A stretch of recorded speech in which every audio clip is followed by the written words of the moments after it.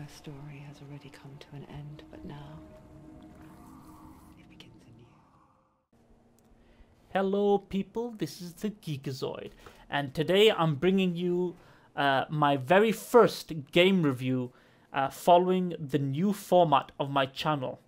If you guys don't know what I'm talking about, if you look at my previous video, on there I briefly mentioned that going forward I will no longer be making any kind of Kodi tutorials or Kodi configuration videos anymore.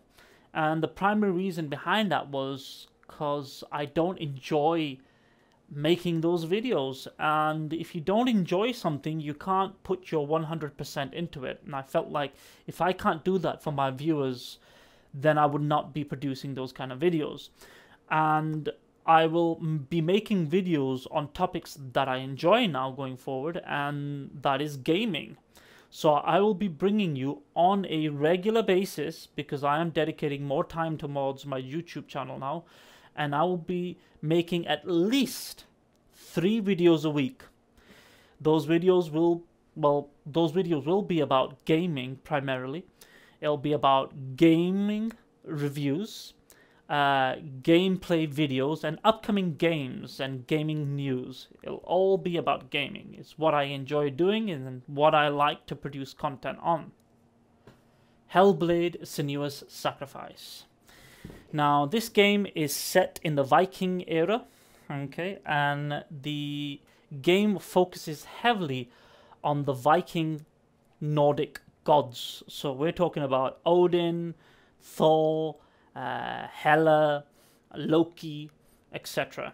And it's heavily based on the old Nordic god stories. Okay, the storyline of this particular game is Senua, the character that you're playing. Her village was attacked by the Vikings. Her tribe was attacked by the Vikings, and they were killed. They were slaughtered by the Vikings. She had a lover who was slaughtered by the Vikings, killed by the Vikings, and if you look at history, the Vikings, when they conquered a people, they sacrificed some of them to their gods, to please their gods. Her lover was sacrificed to the god of the underworld, Hela. Now, Senua is, obviously, she arrives at a village, sees everybody dead, her lover dead, and this emotionally affects her and puts her into a state of psychosis. So she goes into the wilds and she goes on an adventure to save a lover's soul from Hela, the god of the underworld. And the game is about that, basically, her journey through that. However, the character is unique, and possibly unique to any other character I've played in any game, in that she suffers from mental psychosis, in particular schizophrenia. I believe the gameplay developers handled this sensitive matter extremely well. The main character, she hears several voices, and as you play through the game, the voices, you start to recognize one voice from another. And each of them have different characters, but there are 2 main voices which drive the storyline forward. And there's a darker voice and a voice which talks about Senua's state of Senua's past, how Senua feels, and her state of mind. And there's a darker voice which acts on the darker side of Senua, and that voice comes on later in the game. And the way the voices are handled for the main character is really, really good. And I suggest anybody who goes and plays this game is to use headphones or a really good sound system. Because the voices themselves are handled in like a stereoscopic 3D sound. What I mean by that, for example, you might be in a dark scene, in a dark part of the game, and suddenly a voice just might whisper, "Watch out." And because it's in 3D, it's around you, you'll hear it from the back whispering, and it's a sudden shock. And it's handled really well. and kudos to the developers for, you know, for taking such a risk, where the main character is suffering from a mental illness. Now, the gameplay-wise itself, the game is very linear. So basically, it'll take you down a specific pathway as it drives the story forward. It isn't a complex game. The mechanics of it are very simple. Basically, you're led through the game. You have very simple puzzles to solve in the environment of the game. They're not too difficult. They aren't too frustrating. And there is some use of the game itself in that you use the environment around you to and certain objects within the environment to affect the scene around you, to change the scene around you, to solve particular puzzles. Once you solve a puzzle, you then fight some demons, and then you move forward with the story, and there are more puzzles. Once those are solved, there are more demons. Pretty simple, pretty straightforward. The combat itself is quite simple. You basically block, you can parry, you have a fast, light attack, and you have a slow, heavy attack. You also have a special attack whereby as you're fighting, you charge up a type of energy which you can use, and it basically strikes the demons with a little bit more strength and also slows the demons down. And as you're going through the game, it doesn't hold your hand too much. At the beginning, you know, you are told the basics, how the combat works, by integrating the story, integrating a tutorial within the story.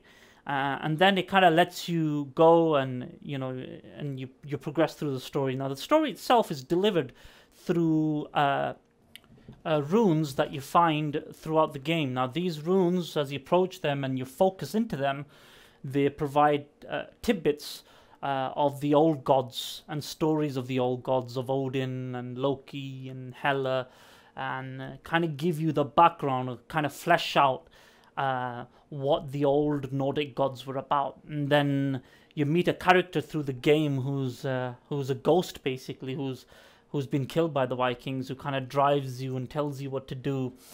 The voices themselves that the character is hearing also give you hints and tips of what to do next, which, to be honest, kind of broke some of the immersion, really. I would have liked the voices to goad you. Sometimes they do goad you, sometimes they laugh at you, they mock you, and I think that would have been a little bit better. But sometimes those voices do give you a lot of hints, and that kind of takes away from the difficulty of the game. I believe so. The game handles life in a unique way. What I mean by that is basically, as you're progressing through the story, very early in the game, Hela inflicts you with what the game refers to as rot. And the rot you can see on Senua's hand. And every time you die inside the game, the rot moves further up your arm, or Senua's arm. If the rot reaches Senua's head, the more times you die, the further up it crawls up her arm. If it reaches her head, the game actually ends there. And, you know, that's it. You start all over again. So that does add a little bit into the difficulty of the game. However, through my playthrough, and I'm okay with these type of games, the rot, you know, it wasn't too difficult keeping the rot quite down. So the game was pretty easy. And I had the difficulty set on auto.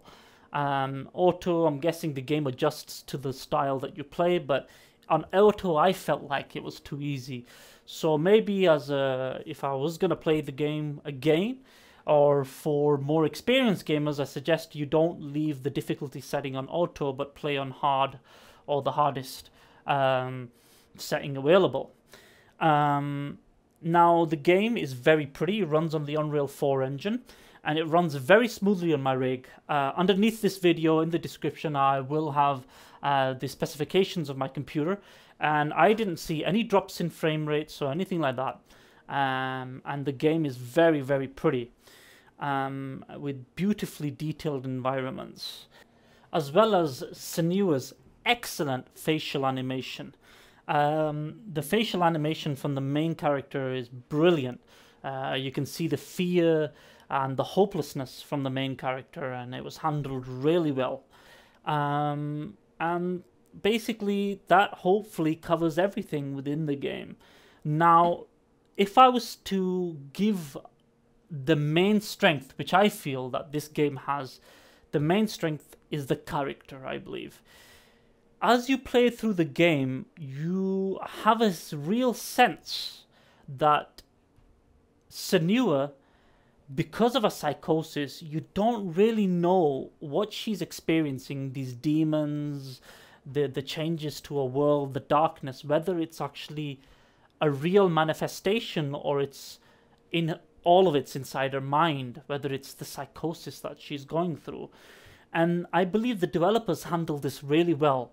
Throughout the entire game, you know, I always, had a question in my mind whether what I was seeing, what I was experiencing, what I was fighting was actually real, or whether it's Senua's psychosis, whether she was imagining everything or seeing everything due to her grief for losing her lover.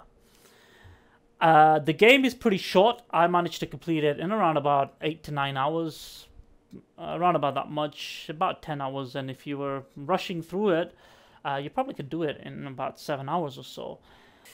Now, for a GEEK score, I give this game out of 10, 1 being absolutely avoid, and 10 being you need to play this game right now. I give this game a 7 out of 10, which is good. I suggest you guys purchase this game. I bought it on Steam and it was fairly cheap. It wasn't at AAA price. Currently retailing on Steam at £24.99.